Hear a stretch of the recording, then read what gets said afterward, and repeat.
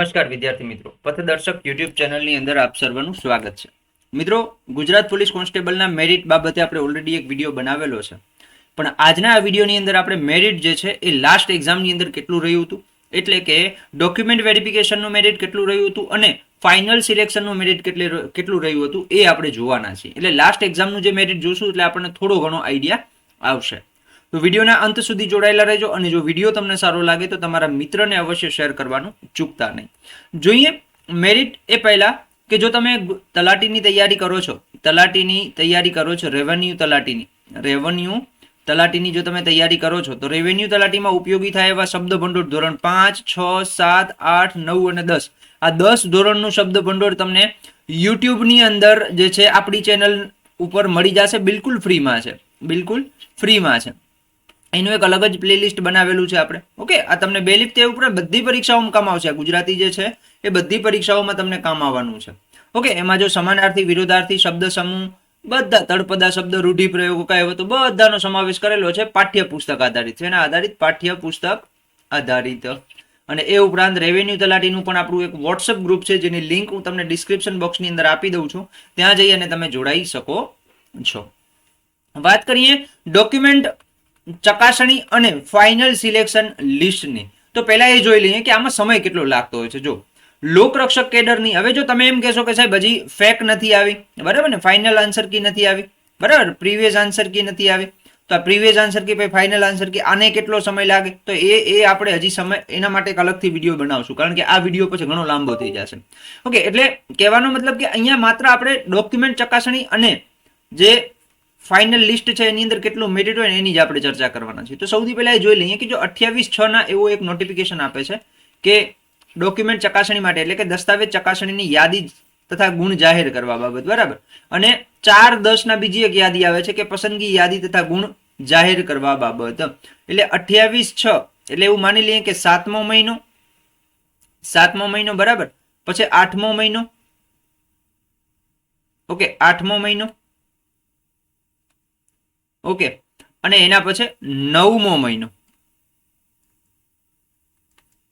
Okay, તો કહેવાનો મતલબ કે આ જે છે ને 8મા મહિનાના એન્ડમાં જે છે તમારા ડીવી ચાલુ થયા હતા. ઓકે, 8મા મહિનાના એન્ડમાં જો 28, 29, 8 થી 13, 9 સુધી દસ્તાવેજ ચકાસણી ચાલી હતી. ઓકે, એટલે કહેવાનો મતલબ કે 1 થી 1.5 મહિના જેટલો સમય ક્યારે ફાઇનલ આન્સર કી આવ્યા પછી જે છે 1.5 મહિના જેટલો સમય જે છે એના પછી તમારા ડોક્યુમેન્ટ ચકાસણી આવી હતી. ઓકે, અને ડોક્યુમેન્ટ ચકાસણીના જે છે એ 1 કે 1.5 મહિના પછી જે છે એની યાદી આવી હતી ફાઇનલ રિઝલ્ટ વાળી. ઠીક છે, જોઈએ આપણે કે કઈ રીતે હતું. તો જો કટ ઓફ કેટલું હતું, ડોક્યુમેન્ટ ચકાસણીનું કટ ઓફ કેટલું હતું, જનરલ ઉમેદવારોનું 80 હતું, બરાબર, ઈડબ્લ્યુએસ નું 70 હતું, પછી એસસીબીસી નું 74.610 હતું, એસસી નું 70 હતું, એસટી નું 58 હતું. હવે આ જે જો આમાં મેરિટને અને અત્યારની જે પરીક્ષા યોજાણી 2025માં એના મેરિટને કોઈ લાંબો લેવા દેવા નથી, પણ એક આઈડિયા આવશે કે કેટલું રહી શકે છે. કારણ કે લાસ્ટ જે એક્ઝામ હતી એની અંદર જે તમારી રનિંગ હતી, રનિંગના માર્ક્સ ઉમેરાણા હતા, જ્યારે આ પરીક્ષાની અંદર રનિંગના માર્ક્સ નથી ઉમેરાણા, બરાબર, નથી ઉમેરવામાં આવનાર. એટલે કહેવાનો મતલબ કે ગઈ પરીક્ષામાં જે મેરિટ હતું આ પરીક્ષામાં જે મેરિટ હશે એમાં ઘણો બધો જે છે ડિફરન્સ હશે. ઓકે, તો જોઈએ, જો એક ખાલી અંદાજ તમને લાગી શકે કે ભાઈ કેટલું મેરિટ રહી શકે. ઓકે, તમારી રીતે તમને અંદાજ મળે એટલા માટે આપણે એક આ વિડીયો બનાવ્યો છે. જો પુરુષ ઉમેદવારોનું ડીવી જે છે કંઈક આ માર્ક્સ હતા, અને જે ફાઇનલ સિલેક્શન છે, જો પુરુષનો બિન હથિયારીનું તમને ખબર છે કે ઊંચું જોઈએ, મેરિટ કેટલું હોય, ઊંચું જોઈએ, બરાબર. તો બિન હથિયારીનું જો જનરલનું 90.85 હતું, બરાબર, ઈડબ્લ્યુએસ નું 84.635 હતું, એસીબીસી નું 86.675 હતું, એસસી નું 82.420 હતું, એસટી નું 72.960 હતું.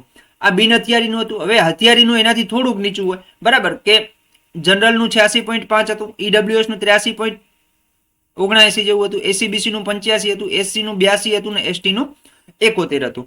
જ્યારે એસઆરપીએફ નું સૌથી નીચું હોય, બરાબર, તો એસઆરપીએફ નું જો જનરલ નું 82 હતું, ઈડબ્લ્યુએસ નું 78 હતું, એસીબીસી નું 80 હતું, એસસી નું 77 હતું, અને એસટી નું 66 હતું. ઓકે, તો હવે જો તમે અહીંયા જોઈ શકો છો કે ડીવી લિસ્ટ જે છે, ડીવી લિસ્ટ છે, બરાબર, ડીવી લિસ્ટ અને ઓકે ડીવી લિસ્ટ અને જે ફાઇનલ લિસ્ટ છે બરાબર, ફાઇનલ લિસ્ટ છે આની અંદર જુઓ તમે ઘણો બધો ડિફરન્સ હોય છે, બરાબર, કારણ કે ડીવી ની અંદર કેટલા 2 ગણા બોલાવતા હોય છે, જગ્યાના 2 ગણા બોલાવતા હોય છે. જેમ કે અત્યારે તમારી 12,000 જગ્યાઓ છે તો 24,000 જણાને બોલાવશે. કેટલાને બોલાવશે? 24,000 જણાને બોલાવશે. ઓકે, તો કહેવાનો મતલબ કે જો આ કેટલો ડિફરન્સ છે તમે જોઈ શકો છો. આ પુરુષ ઉમેદવારોનું હતું. શેનું હતું? પુરુષ ઉમેદવારોનું હતું. હવે એ જ પ્રમાણે આપણે બહેનોનું જોઈએ તો બહેનોનું જો મહિલા ઉમેદવારોનું છે ને ડીવી નું લિસ્ટ આવ્યું 66.725, જનરલનું ઈડબ્લ્યુએસ નું 50, એસીબીસી નું 61, એસસી નું 59, એસટી નું 50. ઓકે, હવે એ જ પ્રમાણે જે ફાઇનલ લિસ્ટ હતું એ હથિયારીનું કેટલું હતું તો કે હથિયારીનું 67.10 હતું. બરાબર, જો આમાં એક જ માર્ક્સ વધ્યો, એક જ પોઈન્ટ વધ્યો. બરાબર, ઓકે, ઈડબ્લ્યુએસ નું 61 હતું, જો આમાં 11 વધ્યા. ઓકે, એ જ પ્રમાણે એસીબીસી નું 66 હતું તો આમાં 5 વધ્યા. ઓકે, એસસી માં 65 હતું તો આમાં 6 વધ્યા. ઓકે, આમાં એસટી માં 50 હતું, અહીંયા 59 છે, અહીંયા 9 વધ્યા. ઓકે, એ જ પ્રમાણે મહિલા જે બિન હથિયારી કોન્સ્ટેબલ છે એનું જો 72 હતું. બરાબર, અહીંયા જનરલમાં 66 હતું, કટ ઓફ જે ડીવી નું છે એ 66 હતું, જ્યારે ફાઇનલ છે એ 72 હતું. બરાબર, એ જ પ્રમાણે ઈડબ્લ્યુએસ નું 62 છે. ઓકે, એસીબીસી નું 67 છે અને એસસી નું 65 છે અને એસટી નું 60 છે. તો મિત્રો આ પ્રકારે જે છે એ ડીવી નું લિસ્ટ અને જે તમારું ફાઇનલ સિલેક્શન લિસ્ટ છે એ ગઈ પરીક્ષાની અંદર હતું. આશા રાખું છું કે આ માહિતીથી તમને એક થોડો ઘણો આઈડિયા આવશે કે ડીવી લિસ્ટ અને જે છે એ ફાઇનલ લિસ્ટમાં કેટલો ડિફરન્સ હોય છે. ઓકે, તો ડીવી લિસ્ટમાં કોણ કોણ હોય છે તો કે બધા ઉમેદવારો, જે 24,000 ઉમેદવારો છે તમારા 12,000 ઉમેદવારોની પસંદગી થશે અને 12,000 એટલે કે કહેવાનો મતલબ કે જગ્યાના 2 ગણા ઉમેદવારોને ડીવી માટે આ લોકો બોલાવતા હોય છે. ઓકે, એટલે 24,000 જણા હશે ને એમાંથી તમારું ફાઇનલ લિસ્ટ બનશે.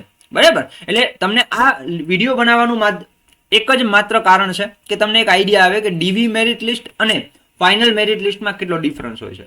તો આશા રાખું છું આ માહિતી આપને ઉપયોગી થઈ હશે. તો તમારા મિત્રોને પણ અવશ્ય શેર કરો. મળીએ આવી નવી માહિતી સાથે નેક્સ્ટ વિડીયો લેક્ચર્સની અંદર. ત્યાં સુધી જય હિન્દ એન્ડ જય ભારત.